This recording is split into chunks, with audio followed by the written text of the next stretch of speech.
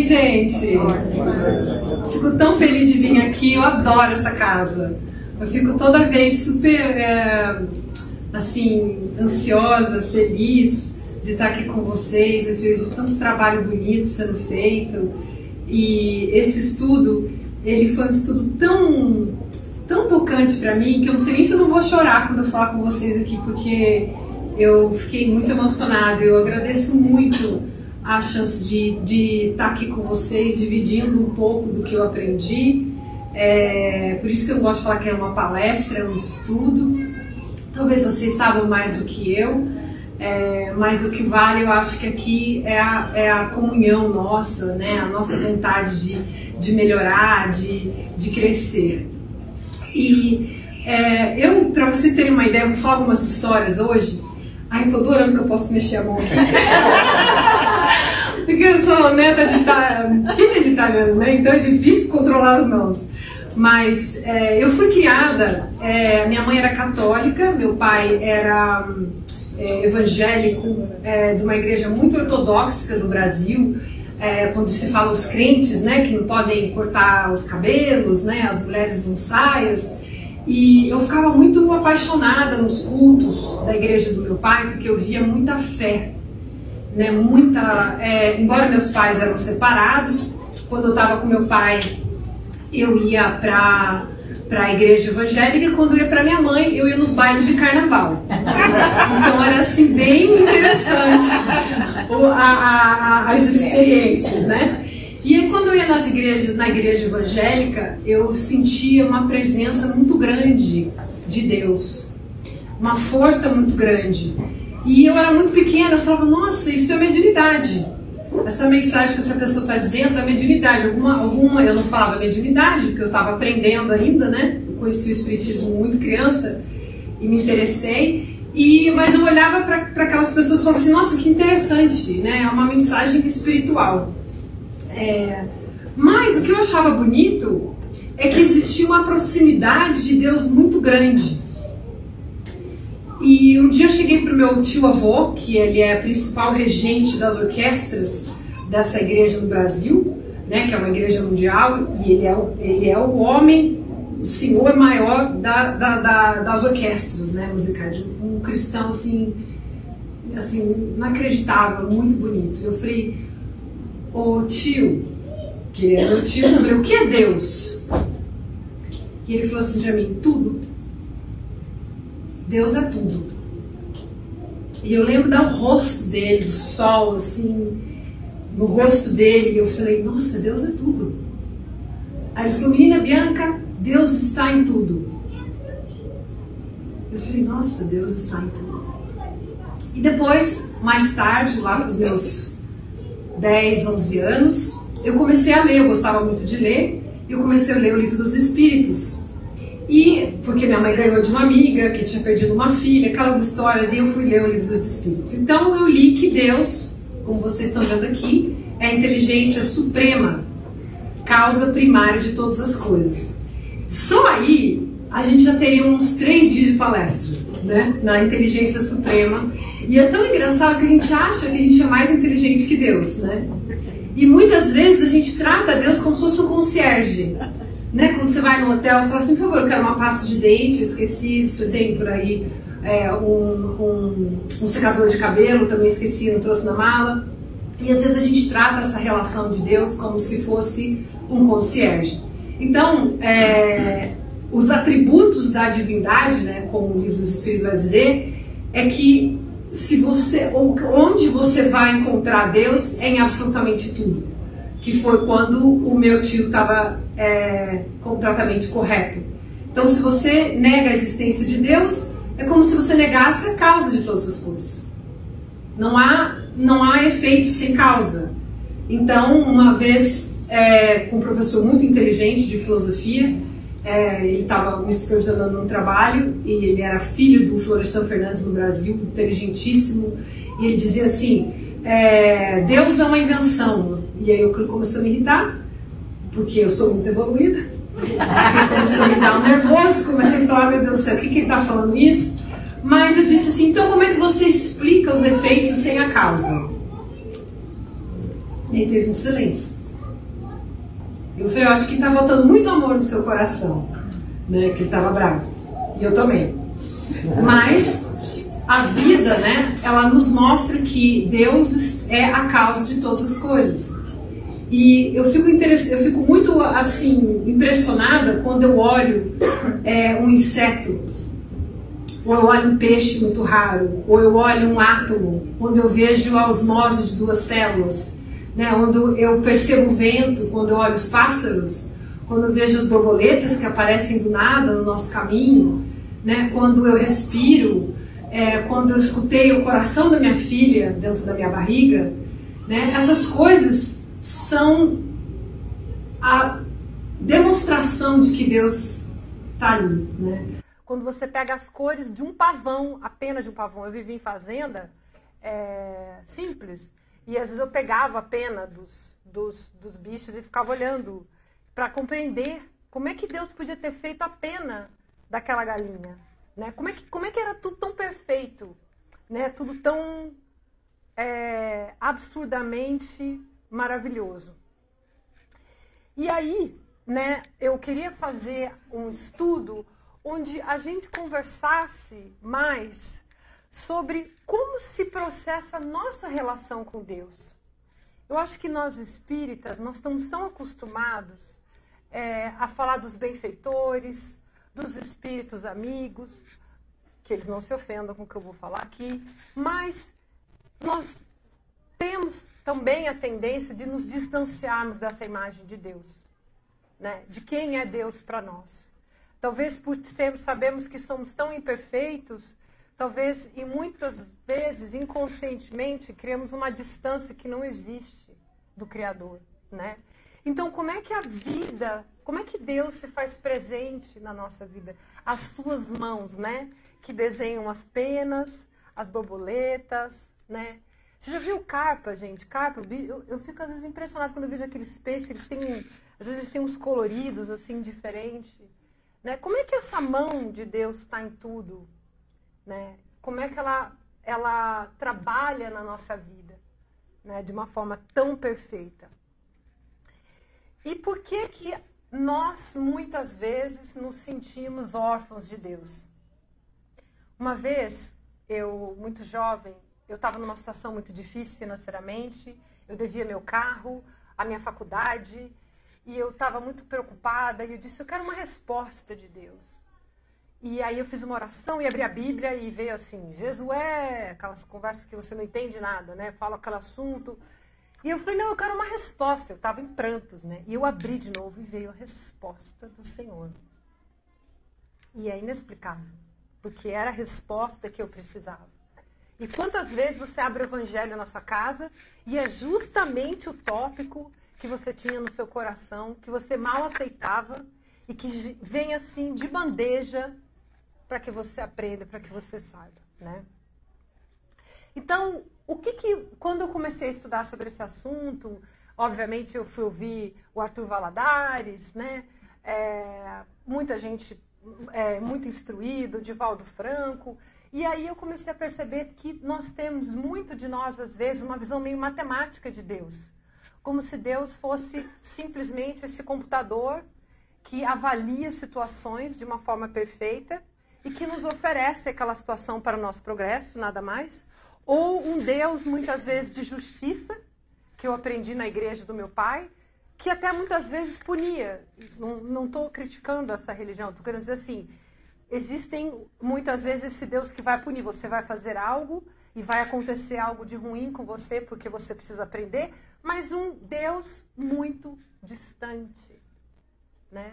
Ao invés de ser um pai amoroso, criador, um pai que nos aconchega, essa visão distante das mãos dele.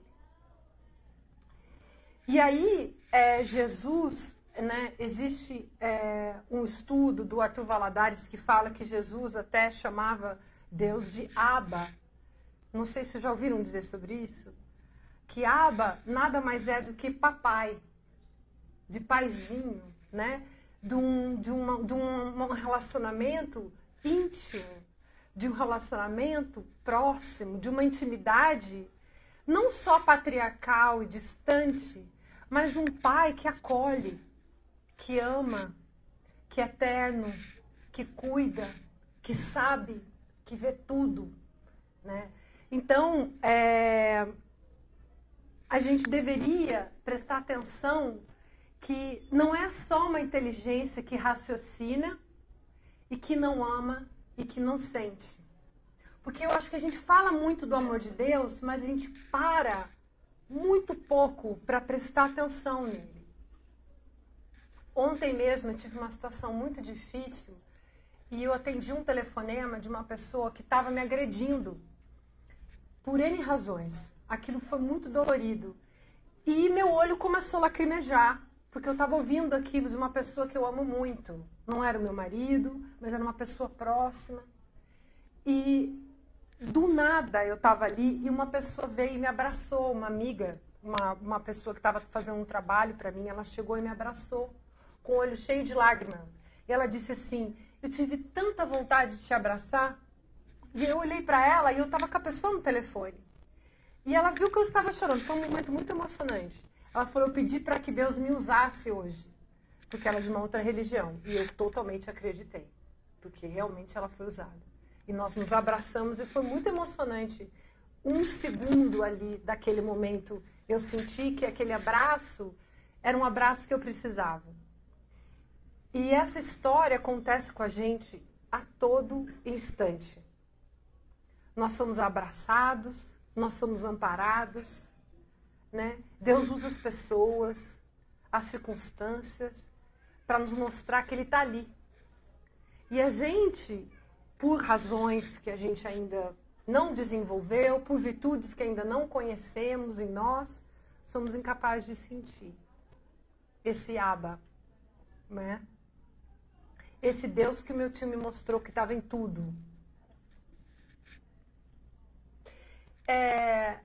Hoje a gente vive um momento de muito medo.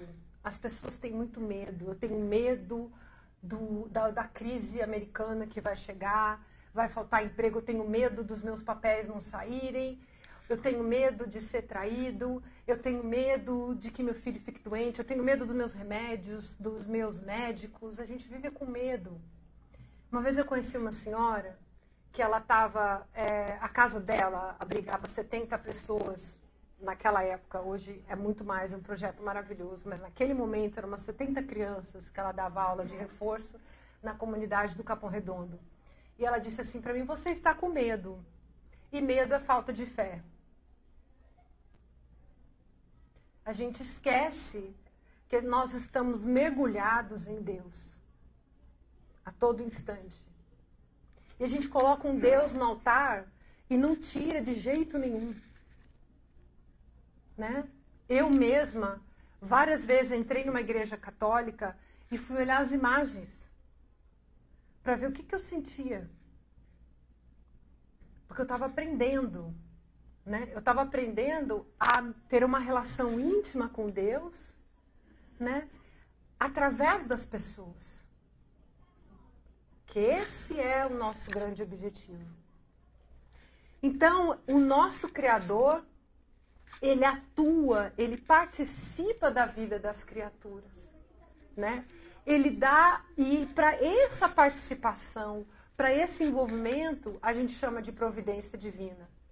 Eu acho que muitas vezes a gente fala providência divina, mas o que é providência divina?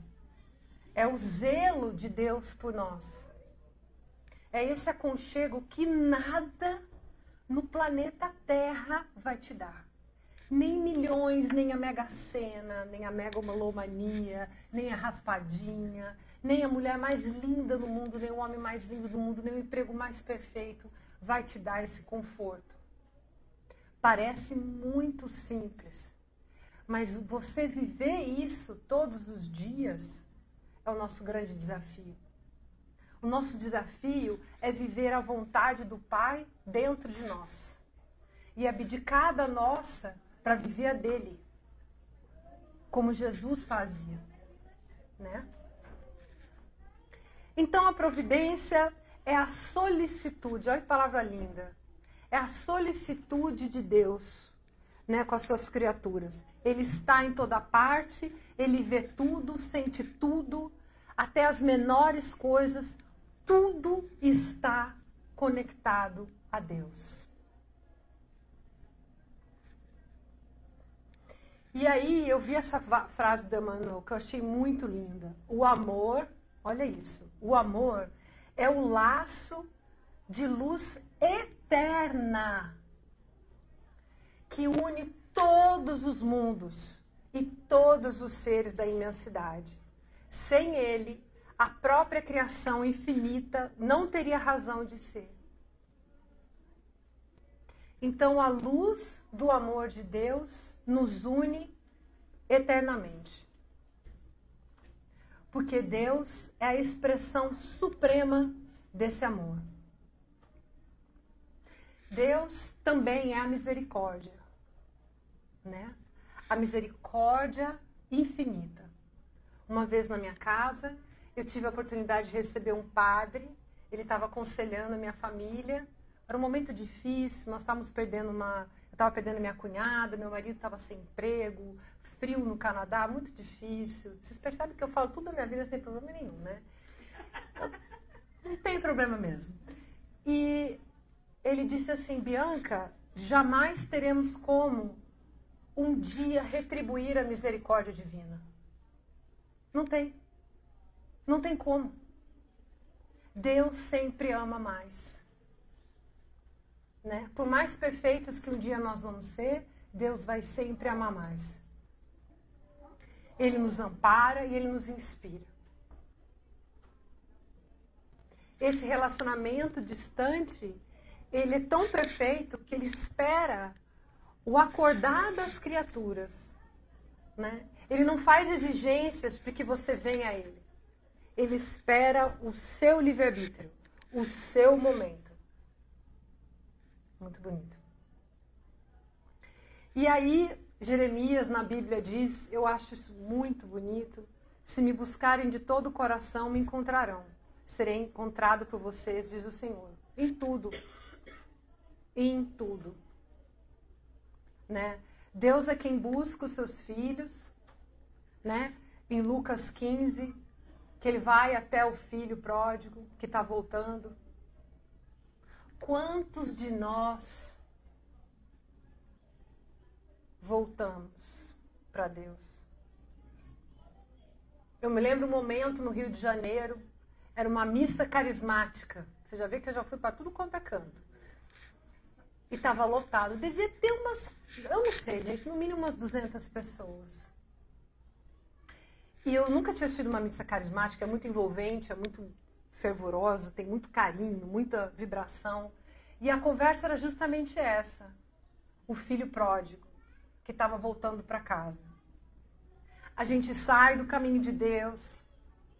Eu estava falando isso para um alcoólatra hoje, pela manhã, que me ligou. E eu disse, quando é que você vai parar de alimentar o seu monstro? Porque você tem um médico, você tem um herói, porque você vence a si mesmo. Né? Todos os dias a gente pode alimentar esse monstro, que é o nosso ego, nossa vaidade, nosso orgulho, nosso egoísmo, e se distanciar dessa voz de Deus dentro de nós e do amor dele. Né? E esse herói não é o orgulho, o herói é vencer a si mesmo. É você olhar, enxergar Deus e trabalhar com Ele. Né? Então Deus vai sempre respeitar o nosso livre-arbítrio. Antes de eu vir aqui, eu falei, como é que eu, sabendo quem eu sou, vou chegar na frente das pessoas e falar sobre Deus? Sem falsa modéstia. Aí eu pensei assim, porque eu estou aprendendo. Porque eu estou aprendendo. Mas a gente cria, cada um aqui tem um Deus diferente. De personalidade, de maneira. Não interessa. O que interessa é você se aproximar a cada dia mais. Se autoconhecendo, estudando. A prece é muito importante. Orar e vigiar os seus pensamentos. Quanto mais estudo você tem, mais próximo a Deus você fica, porque mais fácil você conhece as suas fraquezas. Mais fácil você deixa de aprontar o próximo e mais fácil você olha para você. Mais fácil você pede perdão em situações difíceis. Mais fácil você realmente vive o perdão. O perdão, aquele que é duro de dar. Que você esquece as ofensas. Mais forte você fica e você se lamenta menos. Eu tenho certeza aqui que a sua vida não é fácil, como não é de ninguém. Mas quando a gente traz o coitadinho de mim, a gente nunca cresce. Quando a gente tem consciência do amor de Deus, o coitadinho de mim já fica mais quietinho. Porque a gente sabe que se a gente traz o coitadinho de mim, coitadinho de mim, faz tudo pra mim, pede, o concierge, e esquece de olhar pra dentro e ver o que a gente precisa fazer. Que tá tudo justo e correto no lugar que deveria estar.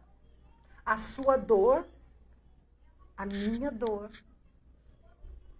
ela é um bálsamo. E isso também é o amor de Deus.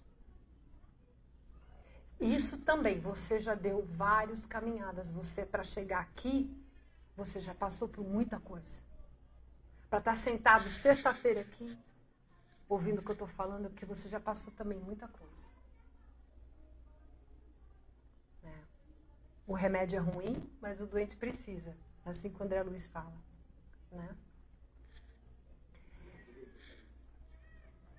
Igreja carismática. Eu estava falando, é verdade, eu estava falando eu estava sentada ali e ele estava falando sobre o filho pródigo, o filho que volta para a casa de Deus. E foi o meu momento. Eu voltei para Deus naquele instante, naquele momento, naquela igreja carismática. Eu não fui para o centro espírita, eu não fui para a igreja carismática, mas eu comecei a voltar a estudar e eu voltei para as crianças que eu trabalhei alguns anos. Então, quando Deus diz, que até meu pai me fala isso, eu fico muito emocionada. Ele fala: até os cabelos da sua cabeça são contados. Olha isso, gente. É muito amor, né? E às vezes a gente pergunta assim: nossa, mas Deus vai se preocupar com isso? Talvez não, porque Ele não se preocupa. Mas o que importa é que você está trazendo, O que importa é que você está tentando, que você está buscando. Eu já fiz vários exercícios de tentar fazer prece e não pedir. Nossa, é muito difícil. Só agradecer, Porque eu ainda não estou nesse estágio. Mas, se até os cabelos da sua cabeça estão contados, diga lá as pessoas, as situações e as dificuldades que a gente passa. Se não foi milimetricamente desenhado. E tem mais. Além de ter ele, tem todos os nossos amigos que nos assistem. Então, ele é a inteligência suprema, mas também perfeito amor. Há um meio pelo qual ele consegue acompanhar todos os seus filhos, a existência de cada um deles nos mínimos detalhes, ajudando solicitamente a resolverem os problemas, a superarem as dores, a caminharem adiante no sentido do destino que ele estabeleceu para cada um de nós, que é a evolução. Obviamente, ele não vai fazer por nós, Mas essa mensagem é uma mensagem para que você não desanime. Para que você não desanime diante das suas dificuldades, nem da sua dor. Porque Deus está com a gente. A todo instante. através do fluido cósmico, né, que a gente estuda em Gênesis, no capítulo 2, onde somos, o Kardec tenta nos explicar para que a gente consiga compreender melhor, que nós estamos, é como se nós estivéssemos mergulhados em Deus. Por isso que ele é onisciente, onipresente. Ele sabe o que nós pensamos, o que sentimos, como nos movimentando, porque ele está em absolutamente tudo. É como se nós estivéssemos num mar de Deus, que é o fluido cósmico, que une matéria e espírito. Por isso que ele consegue compreender tudo que está no nosso coração. Né? Uma vez eu vi isso, eu nunca mais esqueci. Deus não é de aparência. Olha que lindo isso. Eu posso vir aqui, fazer, mas quando eu sair daqui, Deus não é de aparência. Né? E aí, eu olhei essa foto, não sei se vocês viram esse documentário no Netflix, que é esse novo telescópio, que consegue ver 78 milhões de anos para trás, porque a luz parece que vem... olha, me entrei num terreno complicado, mas assim, a luz é tão distante, demora tanto para chegar para a gente, eles conseguiram ver 78 milhões de anos-luz para trás. E mais ou menos o que eles conseguiram ver, tinham 100 a 200 bilhões de galáxias. Queria falar isso com meu professor de filosofia. Só que já passou o tempo. Ele está em toda parte. É a luz que une os mundos, Emmanuel vai dizer. Não. É importante falar com os benfeitores, é importante falar com os espíritos elevados, né, com Maria. Eu trago Maria aqui no peito. É importante. Mas a gente não pode esquecer que por mais que a gente que não sejamos assim evoluídos, isso não nos distancia de Deus. Você pode sentar no banco da igreja do meu pai, aqui, na praça, na sua casa, no banheiro, no chuveiro, no elevador, no meio de uma discussão. Eu acho que assim, o abraço que eu recebi ontem foi muito simbólico para essa palestra.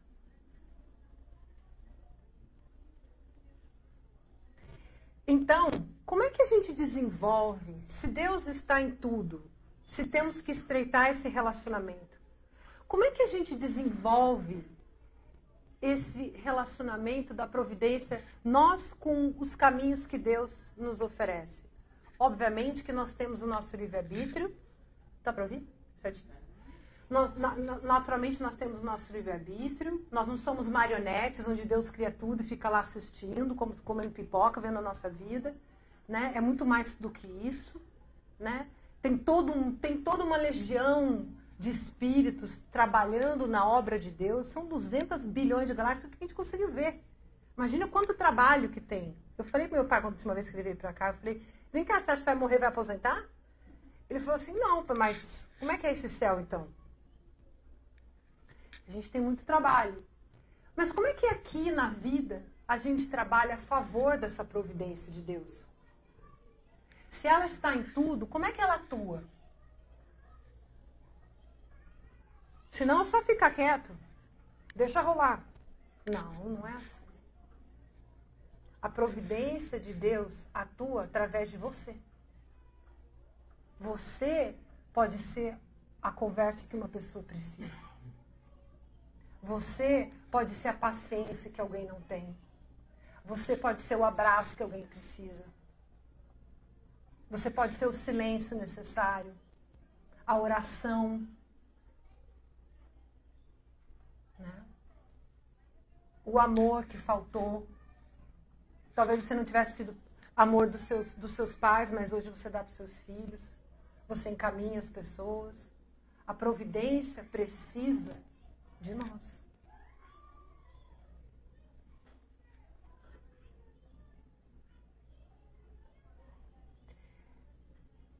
Esse é o trabalho que eu tive a chance uma vez de acompanhar no Brasil também. É um trabalho muito bonito. Mas é isso. Tem pessoas que acordam de manhã, estão no automático, elas vão ter o tempo delas, mas a gente que tem esse conhecimento espírita, eu acho que a gente sempre tem que perguntar assim, será que eu fiz todo bem para ajudar a providência de Deus? Eu iluminei esse caminho? Né? Será que eu consegui iluminar o caminho de alguém no meu trabalho, né? Com as pessoas da minha família, que é muito difícil, comigo mesmo? Então a providência usa dos seus filhos para trabalhar. Antes da gente chegar nesse grupo aqui, esse centro já foi todo trabalhado por outros irmãos que agem de acordo com a providência divina. Né? Antes da gente chegar aqui, tinham espíritos trabalhando, e como tem agora. Então, Deus também conta com nós. Né? E eu acho que, assim, eu te contei a história da igreja, da carismática, né? Te falei do abraço que eu recebi. Contei uma história ontem no NEP, a Natália estava lá. Foi uma história muito incrível. Eu era muito jovem, eu fazia inglês com cheque especial do banco. Olha que doida.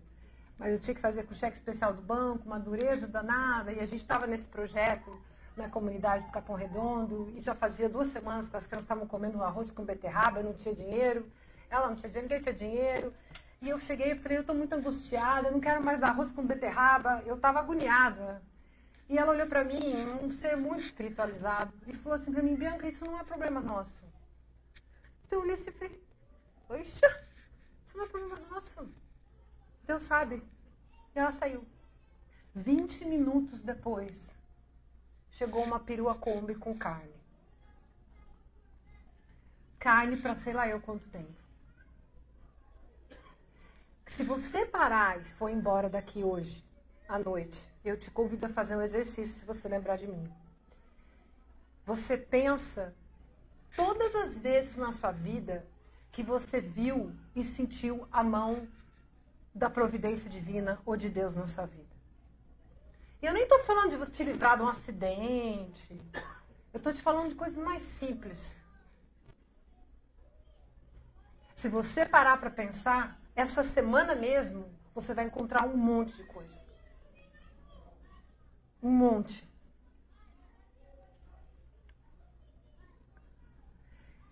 Eu mandei isso para uma pessoa porque ela tá para perder o negócio dela.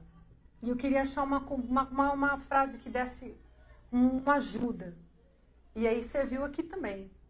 E diz assim: mas quando se vê, eis que a ação dele se manifesta de maneira abençoada.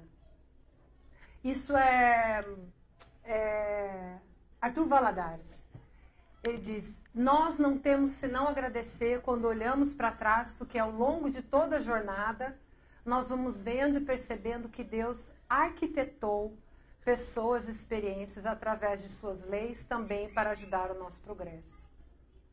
Então, quando a gente olha, a gente enxerga como um martírio, o terremoto, o tsunami. E às vezes a vida vem assim mesmo. Aí você passa e você compreende todas as peças que se encaixam. Todo mundo fala isso. Né? Até um senso comum. Deus não escreve... Deus escreve certo por linhas tortas, né? Porque você entende que assim as coisas na vida vão fazendo cada dia mais sentido. E a gente fica com medo. Porque a gente quer controlar. Porque a gente quer as coisas do jeito que a gente quer, como a gente quer mudar as pessoas. A gente não tem humildade para aceitar como as pessoas são. A gente quer que as pessoas se comportem, pensem, agem do jeito que a gente quer. Porque é culpa do outro, não nossa. E aí, os fatos acontecem, e o egoísmo é posto à prova, a falta de fé é posta à prova, a vaidade é posta à prova, o orgulho é posto à prova. E muitas vezes a gente passa as coisas e pergunta por que eu estou passando isso, ao invés de perguntar para que eu estou passando isso. Para que eu estou passando isso? Né? Então, você pode perguntar assim para mim, se ele é bom, então por que todo mundo não nasce bom? Para com isso de uma vez, está todo mundo antes perfeito. Todo mundo perfeito, todo mundo já nas esferas mais elevadas. Porque Deus é criador. E não existiria nenhum mérito se não fosse através do nosso livre-arbítrio. Então as provas, aquilo que a gente vê hoje, que é muito difícil de passar, ela está nos mostrando as virtudes que não temos. As virtudes são processos individuais. Por isso que eles são tão ricos. Porque eu não posso ensinar ela a ter ternura. Né? Eu não posso ensinar ele a ser generoso. Você vai ter que desenvolver essa virtude. E as provas fazem isso. Elas ensinam a gente a ter empatia, por exemplo. O mundo não tem quase empatia. A maioria das pessoas, eu não quero, assim, é difícil. Hoje em dia você vê a internet, é o tribunal da internet, as pessoas se encontram, e isso tudo está dentro da gente. A gente acha normal, né?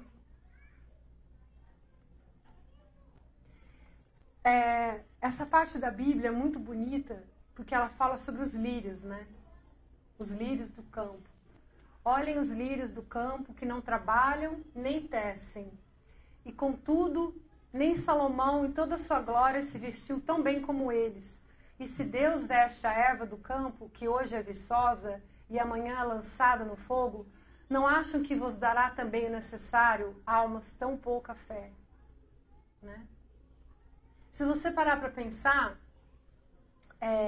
os lírios, os passarinhos, os cachorros, que eu sou apaixonada por cachorro, trabalho com isso, eles estão fazendo a parte deles na providência divina.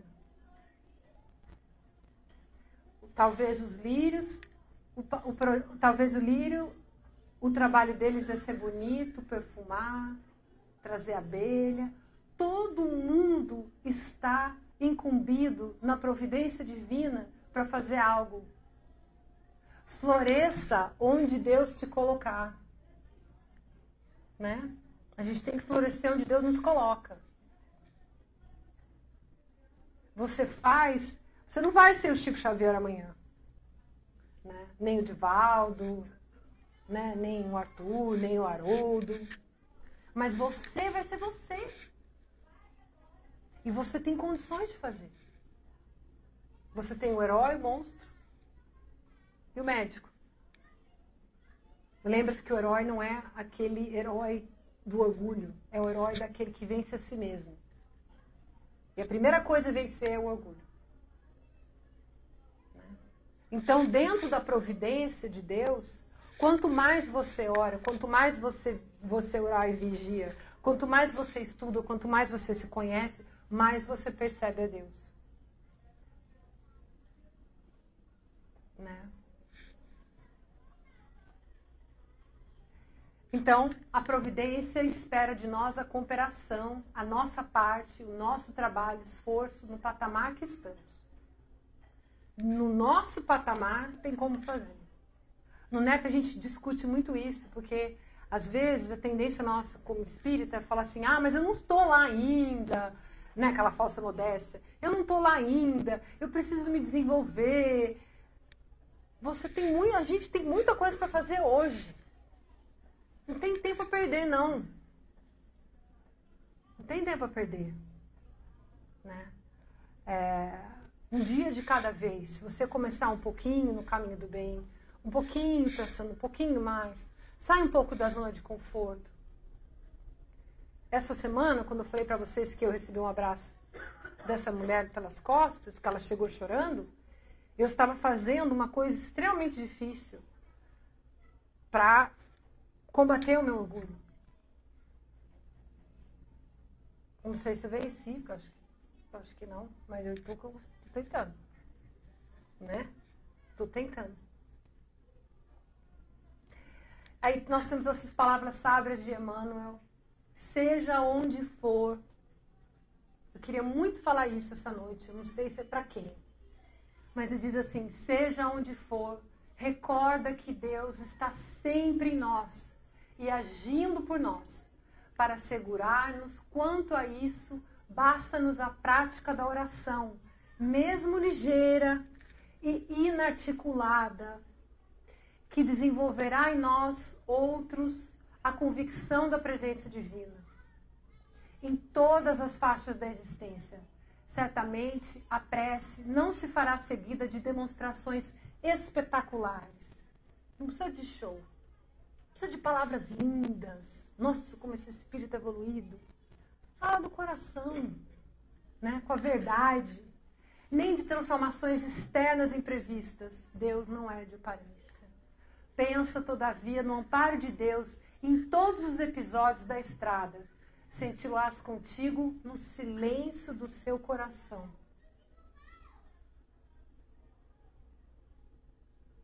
Uma vez eu ouvi dessa mesma mulher, da história da beterraba, das crianças comendo beterraba, ela disse assim para mim, Bianca, a angústia é a voz de Deus te chamando.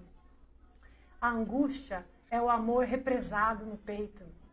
Porque a gente vem para a Terra e acha que só tem que amar o pai, a mãe, o irmão, o filho, a esposa. E aí fica com aquele negócio. Porque a gente não desenvolve, não bota para fora. Não dá para as pessoas. Aí começa a dar aquela angústia, aquele vazio. Aquele vazio, porque a gente sabe que isso aqui é tudo ilusão. Né?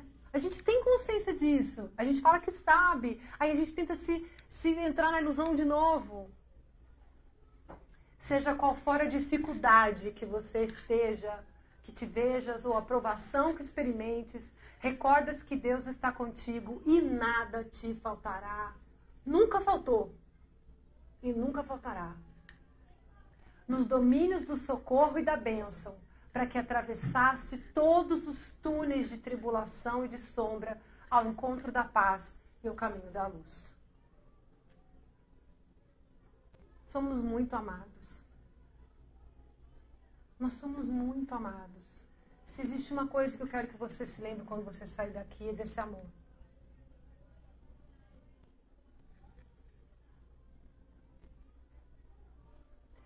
Se o sofrimento nos aprimora, então por que ajudar? Sem ajudar, a gente não conhece o nosso egoísmo. É simples assim. Sem ajudar, você não conhece o tamanho da sua vaidade. Ajudando, você vê o tamanho da nossa vaidade. Do nosso orgulho. Da nossa impaciência. Da nossa prepotência. É no trabalho e no próximo que você vê a prepotência. Se conheça, se conheça, se conheça. Né? E por fim, eu quero ler um texto muito pequenininho, não muito pequenininho, mais ou menos. Só 24 páginas. Ele diz assim, a música das crianças está tão bonitinha que eu estou cantando junto. Eu vou vir aqui. Chama assim, Deus primeiro.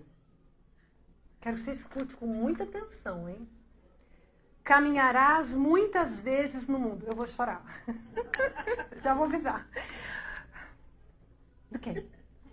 Acho muito bonito. Caminharás muitas vezes no mundo à maneira de barco no oceano revolto, sob a ameaça da tempestade. A cada momento, entretanto, pensa em Deus primeiro. E encontrarás o equilíbrio que reina inviolável no seio dos elementos.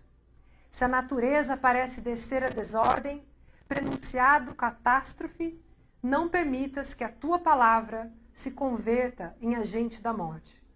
Fala com Deus primeiro.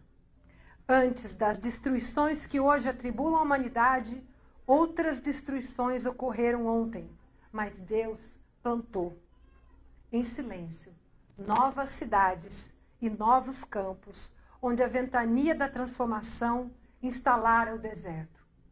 Se os profetas da calamidade e da negação anunciarem o fim do mundo, traçando quadros de aflições e terror, crê em Deus primeiro. Recordando que ainda mesmo da cova pequenina, em que a semente minúscula é sepultada, o Senhor faz nascer a graça do perfume e a beleza da cor, e a abastança da seiva e a alegria do pão. Se a dor te constringe o peito em forma de angústia ou abandono, tristeza ou enfermidade, recorre a Deus primeiro. Ele terá teu refúgio na tempestade, companheiro na solidão, esperança nas lágrimas, remédio no sofrimento. Diante de toda provação e à frente dos próprios erros, busca Deus primeiro. Ele que mantém as estrelas no espaço e alimenta os vermes no abismo, sendo-as sustento e sempre consolo. Nesse ou naquele problema, quando nessa ou naquela dificuldade, confia em Deus primeiro. E sentirás que a nossa própria vida é uma bênção de luz, para sempre guardada nos braços do amor eterno. Olha que lindo, gente. Deus primeiro. Então, eu desejo duas coisas para você. Que você saia aqui dessa noite com a consciência do quanto Deus te ama. Não da forma piegas, não. Mas numa forma profunda. Que você seja capaz de enxergar Ele onde você for. Que nem o meu tio, que me disse que está em tudo. No banco, nas ruas, nas pessoas. Que você seja a providência de Deus. Nos seus passos, que você ilumine os próximos, os não tão próximos, em oração, em bênçãos, em conselhos, em abraços inesperados, em músicas, em lembranças. Deus primeiro. Obrigada, gente.